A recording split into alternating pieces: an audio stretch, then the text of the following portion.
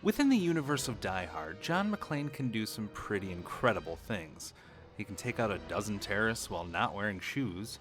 He can survive being beaten. He can even blow up a building using mostly common office items. What John McClane hasn't done yet is save children from slave labor in a third world country. McClane residence, Lucy McClane speaking. But Hans Gruber has. This is Villain Defense.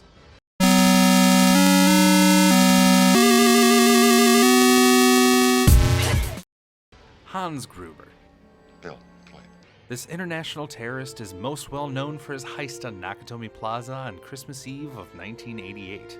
Prior to that, he was kicked out of the West German Volksfrei movement. Little is known about Hans's previous affiliation, but they most likely saw things that threw them into the terrorist biz. Who said we were terrorists? Though this isn't explicitly stated in the film adaptation, Hans does make mention of what we can surmise to be related information. Due to the Nakatomi Corporation's legacy of greed around the globe, they are about to be taught a lesson in the real use of power. It's well known that corporations have used sweatshops and child labor to produce their goods, and some still do to this day. So it's not out of the realm of possibility that Nakatomi was part of this sick pantheon. So, what's a militaristic extremist German to do? Destroy the company financially by taking their stockpile of $640 million worth of bearer bonds while watching the despicable corporation crumble from afar. We'll be sitting on a beach, earning 20%. It may have even been this idea that caused him to get kicked out of the Volksfrei movement. So Hans, using his terrorist connections, gets a bunch of dudes, convinces them it's just a heist, and heads to California. Come out to the coast, we'll get together, have a few laughs. Lying to his co-conspirators was clearly the only way he could get enough of them to join him in this venture.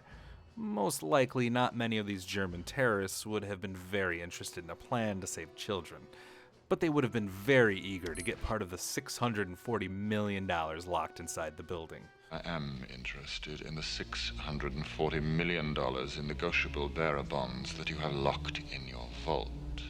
So, throughout the film, Hans had to keep up appearances in order to prevent them from learning the truth about his motives. That's why blowing up the tower was an almost all-consuming portion of his plan. Carl, hunt that little shit down and get those detonators. His hatred of this company goes well beyond just lust for money. It's so strong that he destroys its president without even a second thought. Okay. In the end, John McClane didn't prevent the plan from ultimately succeeding. The bearer bonds still blew up from the top of the building, and Nakatomi Corp still had that crippling blow. Hans Gruber had ended a corporation from continuing to violate human rights around the world. Yippee-ki-yay, motherfucker.